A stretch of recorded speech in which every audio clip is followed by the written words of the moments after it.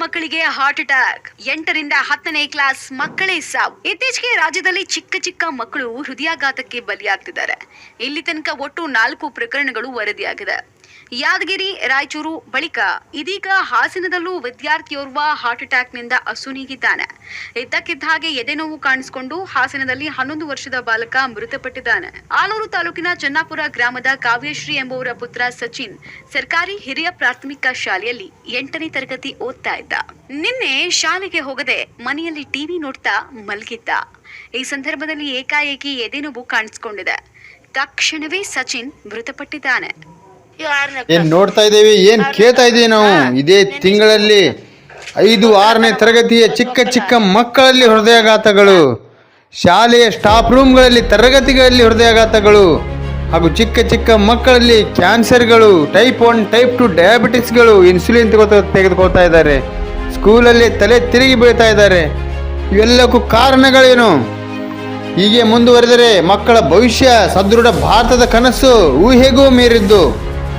ಪೋಷಕರಲ್ಲಿ ನನ್ನ ಕಳಕಳಿಯ ಮನವಿ ಏನಂತಂದರೆ, ಎಲ್ಲಿಯವರೆಗೂ ತಾವು ತಮ್ಮ ಮಕ್ಕಳ ಕೈಯಲ್ಲಿ ಲಾಲಿಪಾಪ್ ಬದಲಾಗಿ ಕ್ಯಾರೆಟ್ ಕೊಡುವುದಿಲ್ಲವೋ, ಎಲ್ಲಿವರೆಗೂ ತಾವು ಚಿಪ್ಸ್ಗಳ ಬದಲಾಗಿ ಸೌತೆಕಾಯಿ ಕೊಡುವುದಿಲ್ಲವೋ, ಎಲ್ಲಿವರೆಗೂ ತಾವು junk food, bakery food, pasta, pizza, noodles ಅದರ ಬದಲಾಗಿ ವಿವಿಧ ತರಹದ ಪ್ರಕೃತಿ ದತ್ತವಾದಂತಹ ಕಲರ್ಫುಲ್ ಆದ ಫ್ರೂಟ್ಸ್, ಹಣ್ಣುಗಳನ್ನು ಕೊಡುವುದಿಲ್ಲವೋ, ಪೋಷಕಾಂಶಗಳಿಲ್ಲದ ಫಾಸ್ಟ್ ಫುಡ್ಗಳನ್ನು ಸೇವಿಸಿ ರಕ್ತ ಹೃದಯ ನಾಳಗಳಲ್ಲಿ ಕಲ್ಮಶ ಸೇರಿಕೊಂಡು ಹೃದಯಾಘಾತಗಳಾಗುತ್ತಿವೆ. ಪೋಷಕರೇ, ಈ ಪಾನಿಪುರಿ, ನೂಡಲ್ಸ್, ಪಾಸ್ತಾ, ಪಿಜ್ಜಾ ಎಲ್ಲವೂ ಕೆಮಿಕಲ್ ಪ್ರೋಸೆಸ್, ಪೆಸ್ಟಿಸೈಡಿಂದ ಸೇರಿ ರಕ್ತಗಳಲ್ಲಿ ಸೇರಿಕೊಂಡು ಇಂದು ರಕ್ತ ಕ್ಯಾನ್ಸರ್ ಬರ್ತಿವೆ ಮಕ್ಕಳಿಗೆ. ಏನು ಮಾಡ್ತಾ ಇದ್ದೀರಾ ತಾವು ಬಾಲಕ ಬಂಧುಗಳೇ?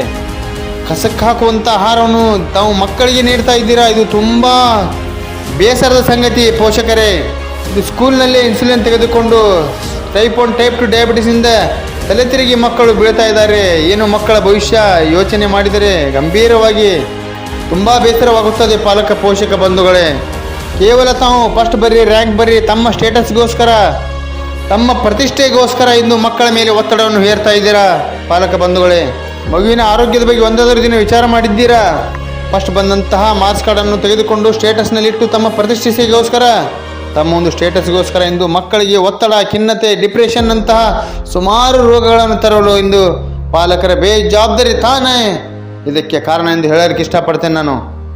ಇಷ್ಟೆಲ್ಲ ಆಗದ ಮೇಲೆ ಆದರೂ ಇನ್ನಾದರೂ ಎಚ್ಚೆತ್ತುಕೊಳ್ಳಿ ಪಾಲಕ ಬಂಧುಗಳೇ. ಮಕ್ಕಳ ದಿನಚರಿಯ ಆಹಾರ ಕ್ರಮಗಳನ್ನು ಸರಿಯಾಗಿ ಮಾಡಿಕೊಂಡು ಅವ್ರ ಜೊತೆ ಔಟ್ಡೋರ್ ಗೇಮ್ಗಳನ್ನ ಆಡಿ, ಕ್ರಿಕೆಟ್ಗಳನ್ನ ಆಡಿ ತಮ್ಮ ಆರೋಗ್ಯ ವೃದ್ಧಿಸುತ್ತದೆ. ಮಕ್ಕಳ ಆರೋಗ್ಯವು ಇಂದು ದೈಹಿಕ ಶ್ರಮದ ಕೊರತೆಯಿಂದ ನೂರಾರು ಹೃದಯಾಘಾತಗಳು ಆಗಲು ಅದೇ ಕಾರಣ. ಬ್ಯಾಡ್ಮಿಂಟನ್ ಆಡಿ, ಕ್ರಿಕೆಟ್ ಆಡಿ, ಔಟ್ಡೋರ್ ಕರ್ಕೊಂಡು ಹೋಗಿ ಪ್ರತಿಯೊಂದು ಕ್ರೀಡೆಗಳಲ್ಲಿ ತೊಡಗಿಸಿಕೊಳ್ಳಿ, ರನ್ನಿಂಗ್ ಮಾಡಿ, ಮಕ್ಕಳ ಆರೋಗ್ಯದ ಕಡೆ ಗಮನ ಕೊಡಿ.